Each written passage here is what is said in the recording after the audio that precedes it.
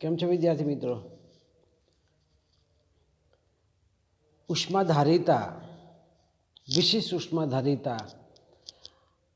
પ્રથમ લેક્ચરમાં આપણે ઉષ્માધારિતા વિશે સમજી ગયા છીએ કે જેમાં કોઈ પદાર્થના તાપમાનમાં ફેરફાર કરીએ તો એનામાં કેટલી ઉષ્મા મળે, એ ઉષ્મા એટલે ક્યુ, ઉષ્માનો ફેરફાર એટલે ડેલ્ટા ક્યુ, અને એના સંદર્ભમાં delta Q upon delta T, જેને ઉષ્માધારિતા HC અથવા તો ઉષ્માધારિતા S વડે પણ આપણે એને ઓળખીએ છીએ. તો જ્યારે જ્યારે ઉષ્માધારિતા આવે ત્યારે delta Q upon delta T એ તમારે યાદ રાખવાનું, બરાબર. એના પછી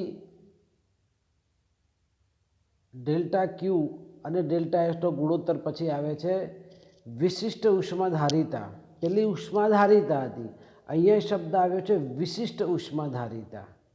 તો એમાં વિશિષ્ટ ઉષ્માધારિતામાં એકમ દળ ધરાવતા, દળ 1 એકમ લેવાનું છે, અને એમાં તાપમાનમાં 1 એકમનો વધારો કરવો હોય તો એ માટેની જે ઉષ્મા છે એની વિશિષ્ટ ઉષ્માધારિતા અથવા તો વિશિષ્ટ ઉષ્મા કહેવામાં આવે છે. તો ફરી એક વખત, વિશિષ્ટ ઉષ્મા એટલે 1 એકમ દળ ધરાવે છે અને તાપમાનમાં 1 એકમ જેટલો વધારો કરવો છે, ત્યારે જે આપવી પડતી ઉષ્મા છે એને વિશિષ્ટ ઉષ્માધારિતા કહેવામાં આવે છે. વિશિષ્ટ ઉષ્માધારિતા માટે અહીંયા આ સ્મોલ એસ, અહીંયા જો સ્મોલ એસ બરાબર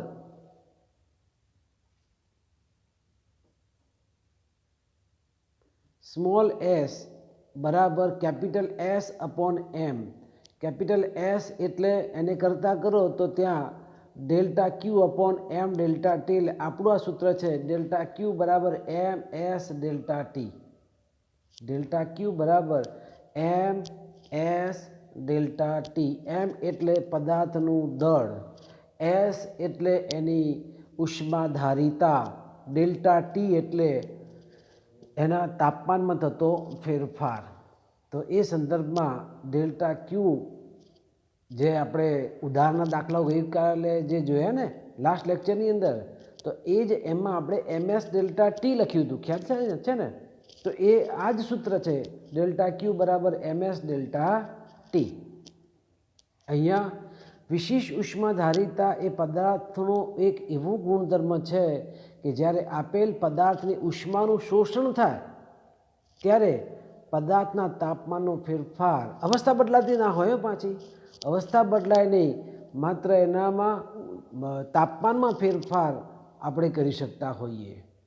ઓકે, તો આ વિશિષ્ટ ઉષ્માધારિતાનું મૂલ્ય પણ પદાર્થની જાત અને એના તાપમાન પર આધાર રાખે છે. વિશિષ્ટ ઉષ્માધારિતાનો એકમ જૂલ પ્રતિ કેજી પ્રતિ કેલ્વિન છે.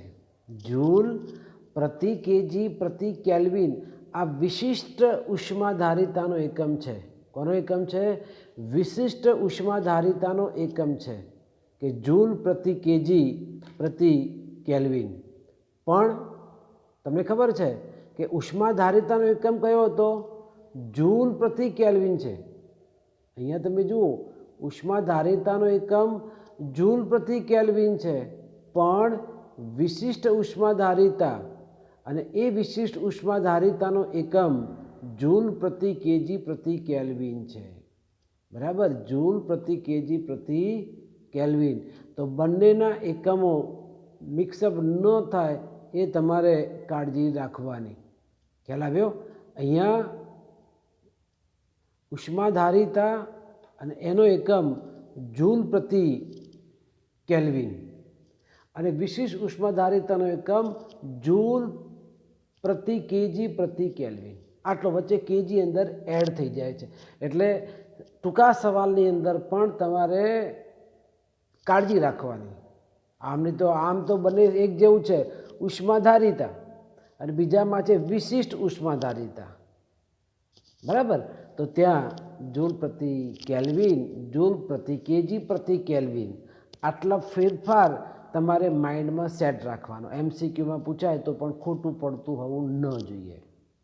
केमिस्ट्री में तमे भणी गया छो CP minus CV is equal to R, तो ए संदर्भ में सीपी अने बीजो एक शब्द आवे छे CV,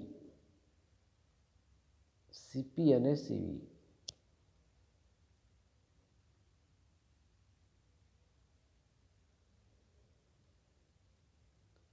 CP minus CV is equal to R. CP एटले अचल दबाणे विशिष्ट उष्मा धारिता।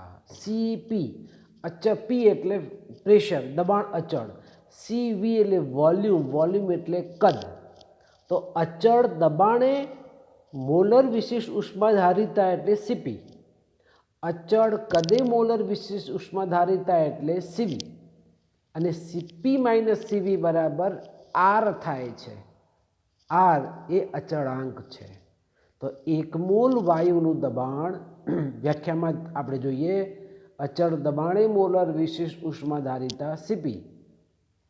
तो एक मोल वायुनुं दबाण अचल राखी तेना तापमान में एक केल्विन के एक सेल्सियसनो फेरफार करवा जरूरी उष्माना जत्थाने ते वायुनी अचल दबाणे मोलर विशेष उष्मा धारिता सीपी कहे छे। ए ज रीते अचल कदे मोलर उष्मा धारिता सीवी। तो एमां एक मोल वायुनुं कद अचल राखीने तेना तापमान में एक केल्विन जेटलो फेरफार करवा जरूरी उष्माना जत्थाने अचल कदे मोलर विशिष्ट उष्मा धारिता कहेवामां आवे छे।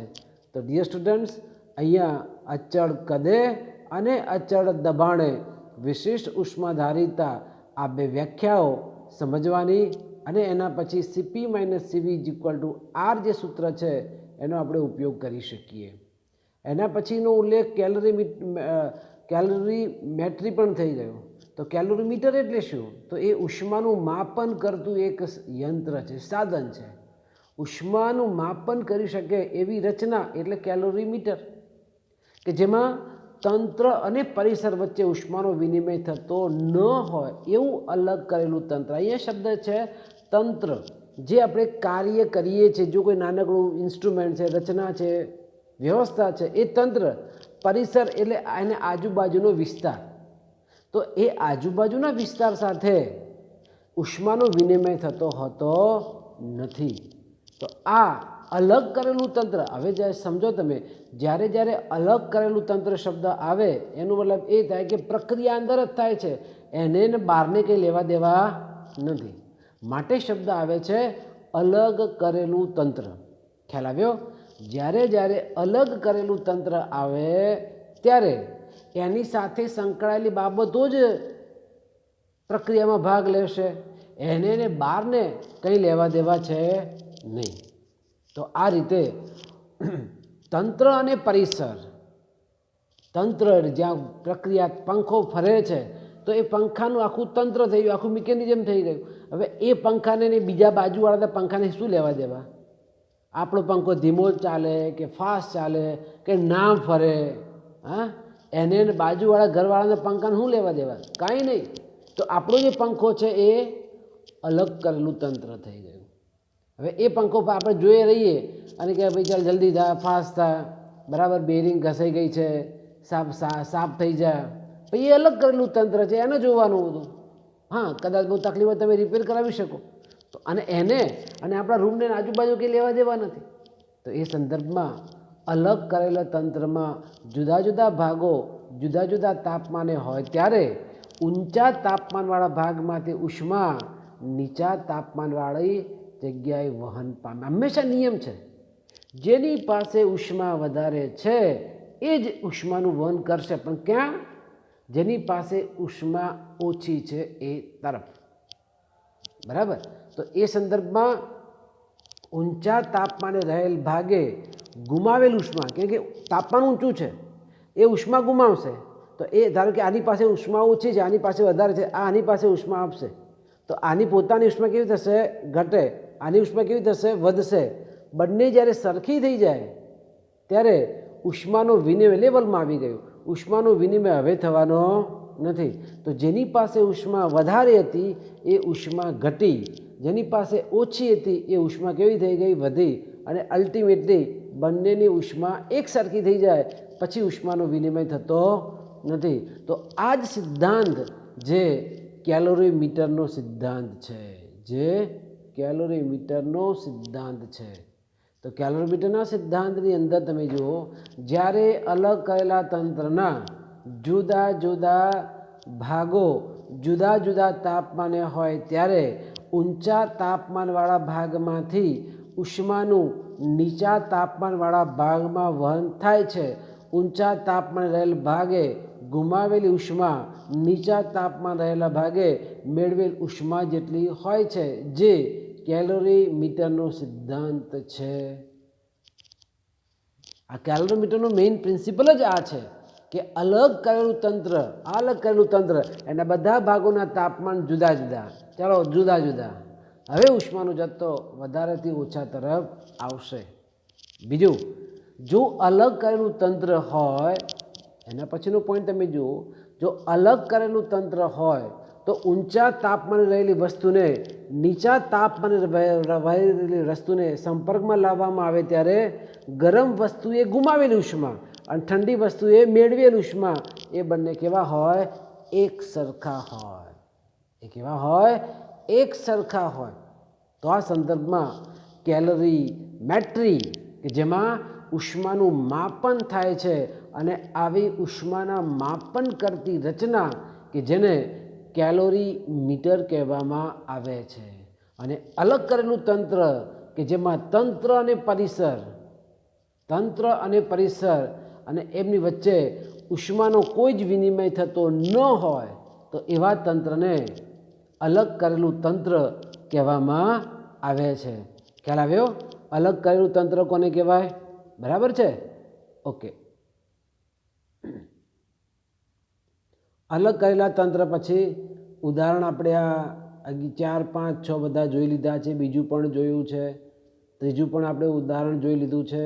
હવે આવે છે કાળો પદાર્થ કોને કહેવાય? કાળા પદાર્થનું વિકિરણ સમજાવો. કાળો પદાર્થ. હવે કાળો પદાર્થ કોને કહીશું? પહેલો તો સવાલ એ થાય કે જે બધા જ કિરણોનું શોષણ કરી શકે. જુદા જુદા રંગો છે તો એ જુદા જુદા રંગો છે એની તરંગ લંબાઈ જુદી જુદી છે. જુદા જુદા કિરણો વિકિરણો અલગ અલગ તરંગ લંબાઈ સાથે ઉત્સર્જિત થાય છે. બરાબર? તો અહીંયા કાળા પદાર્થનું વિકિરણ કે જેમાં ઉષ્મીય વિકિરણમાં તરંગ લંબાઈની વિગતો છે એ નથી દર્શાવાતી.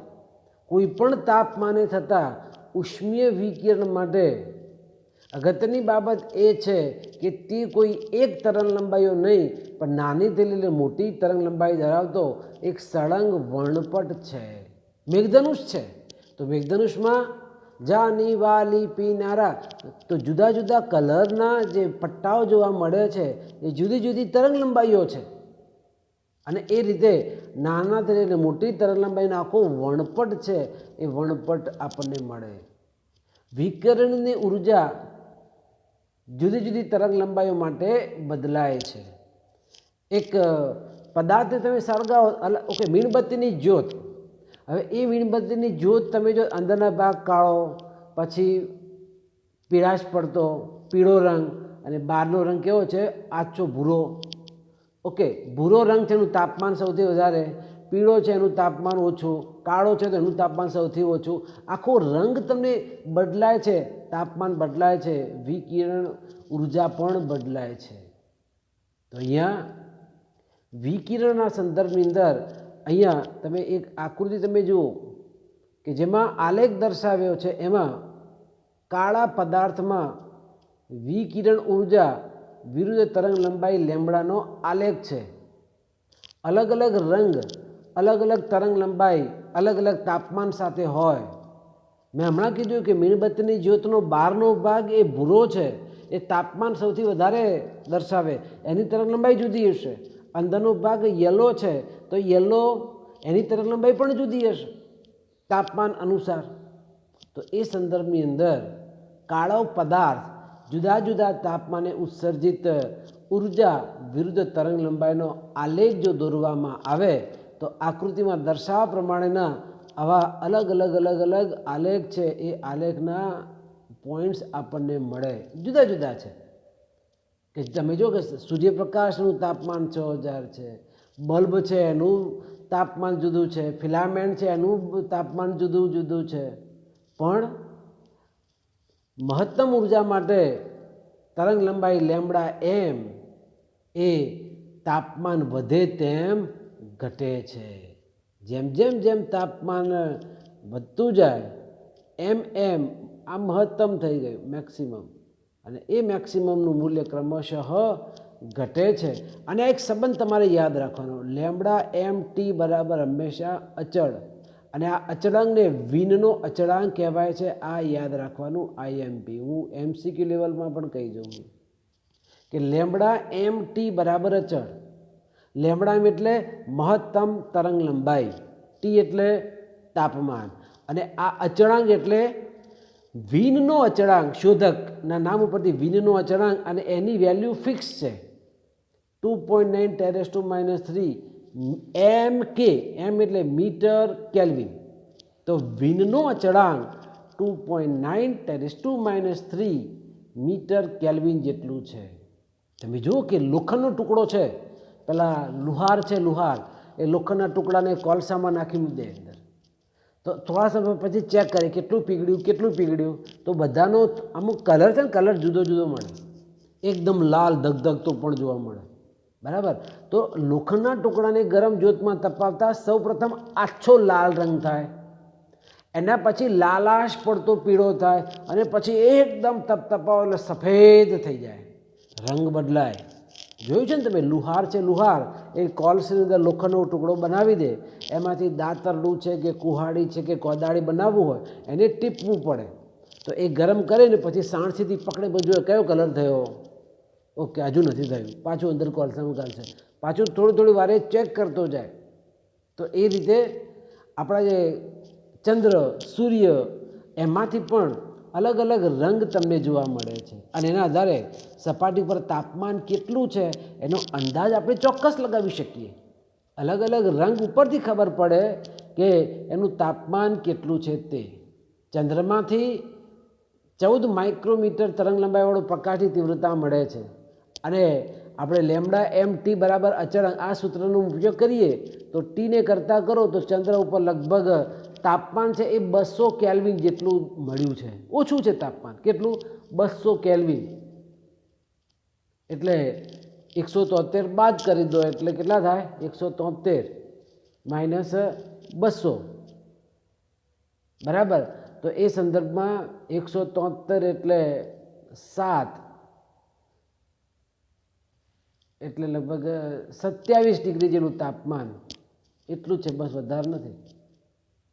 હા, જ્યારે સૂર્ય છે એમાંથી 4753 એંગસ્ટ્રોમનો તરંગ લંબાઈવાળો પ્રકાશ આવે છે, તેનું તાપમાન લગભગ 6060 કેલ્વિન, એ પણ માત્ર સપાટીનું. હો, સૂર્યની સપાટીનું તાપમાન 6000 સમથિંગ કેલ્વિન છે, બરાબર.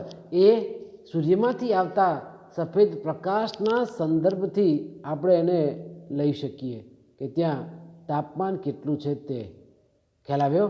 તો આ રીતે સંદર્ભ છે એ જુદા જુદા સંદર્ભના લીધે આપણે ખ્યાલ આવી શકે કે એનું તાપમાન કેટલું હશે તે. તો આ કન્સેપ્ટની અંદર લેમ્બડા એમ ટી બરાબર અચળ, એ વિનનો અચળાંક 2.9 × 10⁻³ મીટર કેલ્વિન, અને એનો ઉપયોગ જુદા જુદા પદાર્થોના તાપમાન કેટલા છે એ આપણે શોધી શકીએ છીએ. ઓકે, હવે સ્ટીફન બોલ્ટ્ઝમાનને બહુ બધી માહિતી આમાં આપેલી છે, અને એ માહિતીના સંદર્ભની અંદર અહીંયા તમે જુઓ એણે જે માહિતી જે આપેલી હતી એના અંદર પરિમાણ, આકાર અથવા કાળા પદાર્થના દ્રવ્ય પર એ વક્રો છે એ વક્રો આધારિત નથી. બરાબર. તો એ શરૂઆતની અંદર એણે અભ્યાસક્રમની અંદર માહિતી આપેલી હતી. ખૂબ જ મોટા અંતરો સુધી માધ્યમની ગેરહાજરી ઉપર તો શૂન્યાવકાશ છે. ઉર્જાનું સ્થળાંતર જોવા મળે. અહીંયા આ આલેખ તમે જોઈ શકો છો. એ આલેખમાં જોજો હો, આ વચ્ચે મહત્તમ બિંદુ, આનું મેક્સિમમ બિંદુ થોડુંક શિફ્ટ થયું. હજુ તમે જાઓ તો આમ શિફ્ટ, એટલે કે આવા જે વક્ર જે મળે છે, આ બાજુ વક્ર છે, અહીંયા બીજો છે, એના પછી આ રીતે થોડું મહત્તમ બિંદુ છે એ આ રીતે થોડુંક શિફ્ટ થાય છે. આ તમે જો સ્થાનાંતર બદલાણું, એક મહત્તમ જે મૂલ્ય છે ને, આ મેક્સિમમ માટે તરંગ લંબાઈના મૂલ્યો એ થોડાક આમ ખસતા જાય છે. બધા એક જ લાઈનમાં આવતા નથી. એક લાઈન હોય ને તો આવું થાય. જોજો હો, આમ કરીને આમ બીજો, આમ ત્રીજો, આમ તમે આ બધા એક જ લાઈનમાં આવે, પણ બધા જ મેક્સિમમના મૂલ્યો એક મૂલ્યમાં આવતા નથી. માટે આને સ્થાનાંતરનો નિયમ કહેવાય છે. વીનનો સ્થાનાંતરનો નિયમ. મહત્તમ વખતે ત્યાં મૂલ્ય બદલાયેલા જોવા મળે. સ્થાનાંતરનો નિયમ આથી જ કહેવામાં આવ્યો છે. ઓકે, હવે એ સંદર્ભની અંદર સ્ટીફન બોલ્ટ્ઝમેનનો નિયમ અહીંયા આપણે જરા જોઈએ. તો એણે સૂત્ર આપ્યું કે ઉર્જા H બરાબર A સિગ્મા T⁴. એકમ સમયમાં ઉત્સર્જિત ઉર્જા કેટલી? તો એ ઉત્સર્જિત ઉર્જાનું સૂત્ર H બરાબર A સિગ્મા T⁴. જ્યાં A તેનું ક્ષેત્રફળ કેટલું છે, તે પૃષ્ઠફળ કેટલું છે તે, સિગ્મા એટલે એનો સ્ટીફન બોલ્ટ્ઝમેનનો અચળાંક છે સિગ્મા એ, અને એની કિંમત ફિક્સ છે. જેમ વિનનો અચળાંક હતો કિંમત ચોક્કસ, એમ સ્ટીફને આ જે સૂત્ર આપ્યું એનું સૂત્રને આધારે સિગ્મા અચળાંક 5.67 × 10⁸ વોટ પર મીટર સ્ક્વેર કેલ્વિનની 4 તો આ સિગ્માની કિંમત ફિક્સ છે. T⁴ એટલે તાપમાન, ટી એટલે તાપમાનના સંદર્ભમાં. તો ઉત્સર્જિત ઉર્જા બરાબર A સિગ્મા T⁴. જેટલું ક્ષેત્રફળ વધારે એટલી ઉર્જા વધારે મળે. બીજું, જેટલું તાપમાન વધારે એટલી પણ એમાંથી ઉર્જા કેવી મળે? વધારે મળે. તમે જો કે દીવાની મેશ એકદમ કાળી હોય અને એ દીવાની મેશ જેવા પદાર્થો આ મર્યાદાની ખૂબ જ નજીક ગણી શકાય છે. હવે પરિમાણ રહિત ઉત્સર્જકતા તરીકે ઓળખાતો ગુણોત્તર E, અહીંયા આપણે એક વધારાનું એક અહીંયા મૂક્યું છે, ઉત્સર્જકતા E ને એડ કર્યું છે. તો ઉર્જા, અહીંયા ઉર્જા Hના સૂત્રમાં સ્ટીફન બોલ્ટ્ઝમેનનો અચળાંક વાપર્યો છે ત્યારે A સિગ્મા T⁴ કર્યું છે. પણ સહેજ પેલી ખામી નિવારવા માટે A E સિગ્મા T⁴, જ્યાં E એટલે ઉત્સર્જકતા. જે પદાર્થ મેક્સિમમ ઉત્સર્જકતા ધરાવે એના માટે E બરાબર 1 લેવામાં આવે છે. E બરાબર 1 એ ઉત્સર્જક મેક્સિમમ છે. સંપૂર્ણ શોષકતા, જે કશું જ ઉત્સર્જન કરે બધું શોષણ કરે. દીવાની મેશ હમણાં જોયું ને, દીવાની મેશ કાળી મેશ હોય, બધા જ રંગોનું શોષણ કરે, માટે કાળો રંગ જોવા મળે. કાળો રંગ કેમ જોવા મળે છે? એમાંથી ઉત્સર્જન આપણને મળતું નથી, બધું જ શોષણ થઈ જાય છે. બધું જ શોષણ થઈ જાય છે. તો સંપૂર્ણ ઉત્સર્જક માટે E બરાબર 1 આવે છે. આપણે બલ્બની ફિલામેન્ટ તમે જુઓ તો એમાં ટંગસ્ટન કે નિક્રોમ તાર હોય, તો એના માટે ઉત્સર્જિત ઉષ્માનો દર જુદો જુદો મળે. ટંગસ્ટન બલ્બ માટે એનું મૂલ્ય લગભગ 0.4 છે. તો ટંગસ્ટન બલ્બમાં 3000 કેલ્વિન તાપમાને 0.3 મીટર સ્ક્વેર ક્ષેત્રફળમાંથી H બરાબર લગભગ 60 વોટ જેટલો પ્રકાશ આપણને મળે. કેટલો મળે? 60 વોટ જેટલો પ્રકાશ મળે. કોઈ તંત્ર અને પરિસરના સંદર્ભમાં ઉર્જાનું ઉત્સર્જન કરે છે તે જ રીતે ઉર્જા મેળવે પણ ખરા. તો સંપૂર્ણ ઉત્સર્જક પદાર્થ માટે વિકિરણ ઉર્જા ગુમાવવાનો ચોખ્ખો દર H બરાબર સિગ્મા A T⁴ - TS⁴, જ્યાં ટીએસ રેસ ટુ 4 એટલે સરાઉન્ડિંગ, એસ એટલે સરાઉન્ડિંગ, આજુબાજુનો વિસ્તાર. તમે તમારા રૂમમાં છો, બહાર જો તાપમાન તમારા કરતાં ઠંડુ હોય વધારે પડતું તો ઉષ્માનું વિનિમય વધારે થશે. તમારા રૂમ કરતાં બહારનું તાપમાન બહુ જ વધારે હોય ત્યારે પણ ઉષ્માનું વિનિમય વધારે થશે. પણ તમારા રૂમ કરતાં બહારનું તાપમાન બહુ વધારે ફેરફાર ન ધરાવતું હોય ત્યારે એટલું બધું ઉષ્માનો વિનિમય થવાનો નથી, ઉર્જાનું ઉત્સર્જન એટલું થવાનું નથી. તો આપણું જે સૂત્ર છે તે સિગ્મા એ T⁴ - TS⁴.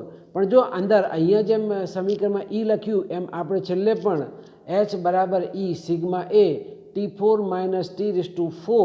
એવું આપણે લખી શકીએ, જ્યાં ઈ એ શું છે? ઉત્સર્જકતા છે. ઈ એટલે ઉત્સર્જકતા. અલગ અલગ પદાર્થોની ઉત્સર્જકતા કેટલી છે એ સંદર્ભમાં આપણે અહીંયા જોવાનું છે.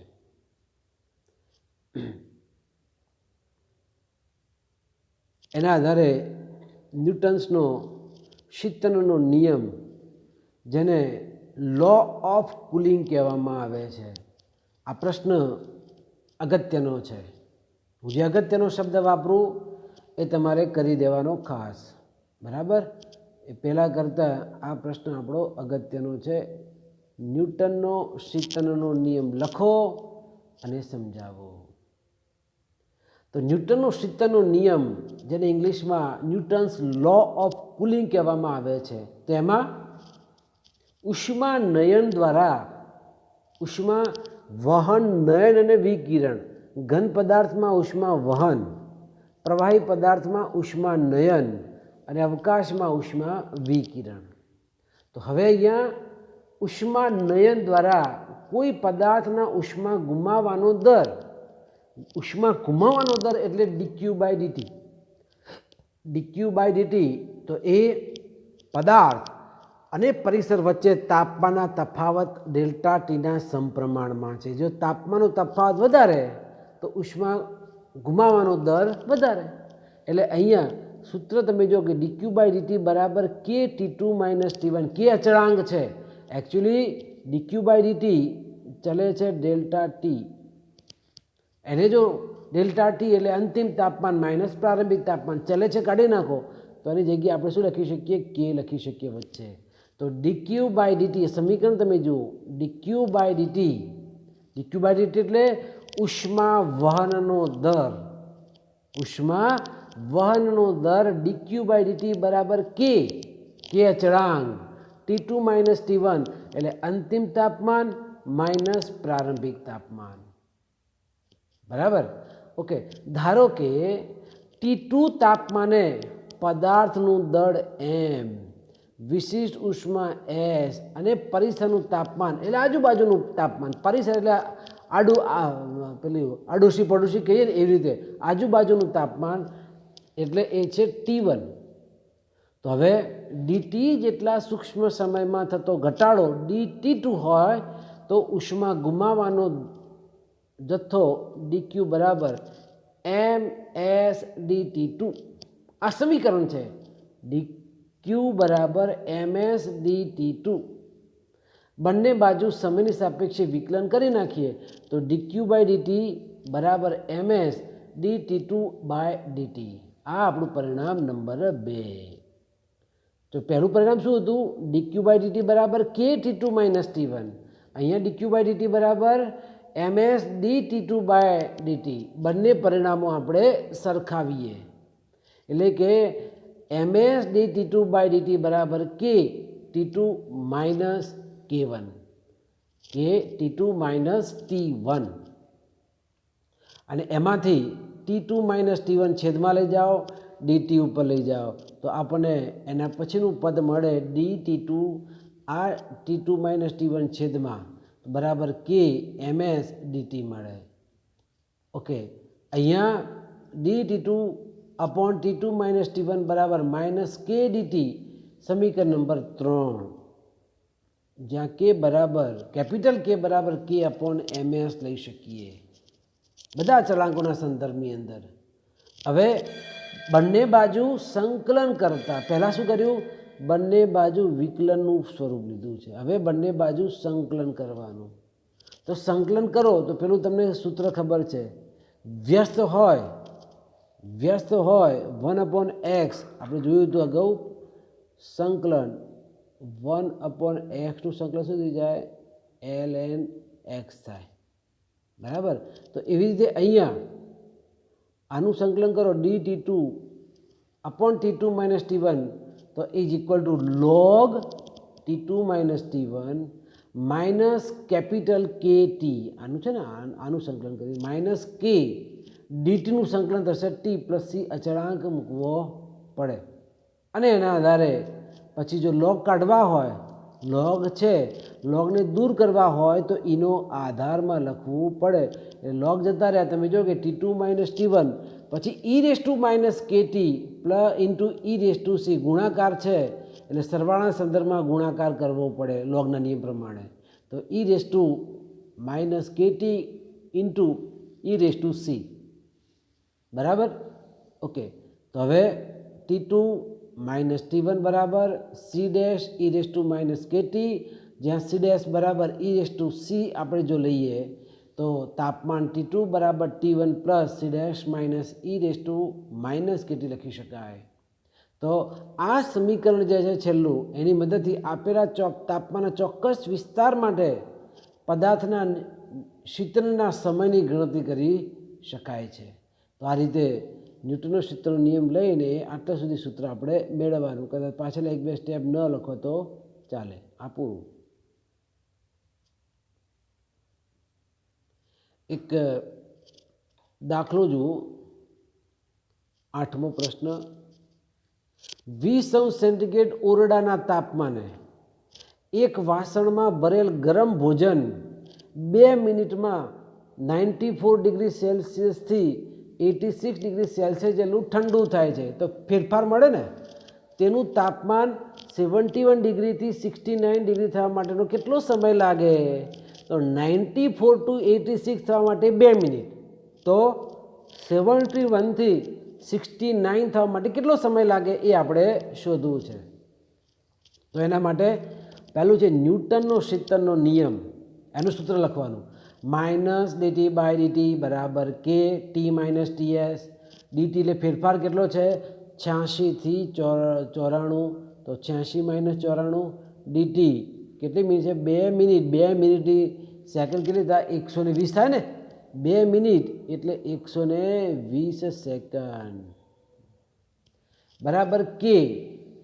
અહીંયા t એટલે સરેરાશ t, 94 વત્તા 86/2. આ જે ટી છે ને એ સરેરાશ સૂચવે છે. અને ટીએસ એટલે સરાઉન્ડિંગ તાપમાન, એટલે એ સંદર્ભમાં કેટલાનું તાપમાન છે, સરાઉન્ડિંગ આજુબાજુનું તાપમાન કેટલું છે, 20° આપણને આપી દીધેલું છે. 20° આપણને આપી દીધેલું છે. હવે આજે આપી દીધેલા કિંમત પછી તમે જુઓ, હજુ તમે થોડું વધારે ફર્ધર જો સાદુરૂપ આપો તો કે બરાબર, આના આધારે કે બરાબર 8/120, કે 70, તો કે બરાબર 8/120 × 70 મળ્યું. બરાબર. આ કેની કેપિટલ કેની કિંમત મળી ગઈ. હવે બીજું જે સમીકરણ હતું -dt'/t બરાબર kt' - ts, એનું સાદુરૂપ આપો 69 - 71. કારણ કે બીજી અવસ્થામાં કેટલો સમય લાગે આપણે એ શોધવું છે ને. તો કેટલું હતું, 69 અને 71નો તફાવત લેવાનો છે. તો 69 - 71/t બરાબર 8, કે તો ફિક્સ છે, આપણે શોધી કાઢેલો છે. 8/120 × 70 ઇન્ટુ 70 - 20. અને આમ કરતાં કરતાં જે તાપમાન જે આટલું ફેરફાર થાય છે, અને એ સંદર્ભમાં તાપમાનના ફેરફારની સંદર્ભની અંદર જે સમય છે એ સમય તમે જુઓ કેટલો લાગે છે, 42 સેકન્ડ જેટલો સમય લાગે છે. તો અહીંયા રકમમાં તમે જુઓ 94 થી 86માં જતાં કેટલો સમય લાગ્યો, 2 મિનિટ લાગ્યો. જ્યારે એને નીચે શું લખ્યું છે, 71 થી 69 જવું છે, તો એ 71 થી 69 જવા માટે એને 42 સેકન્ડ જેટલો સમય લાગે છે. તો ડિયર સ્ટુડન્ટ્સ, અહીંયા આ પણ એક અગત્યનો દાખલો છે જે તમારે જોઈ લેવાનું. તો ન્યૂટનનો શીતળનો નિયમ ખાસ તૈયાર કરવાનો છે અને આ દાખલો છે એ તમારે ખાસ તૈયાર કરવાનો છે. બરાબર. ખૂબ ખૂબ આભાર ડિયર સ્ટુડન્ટ્સ. Thank you.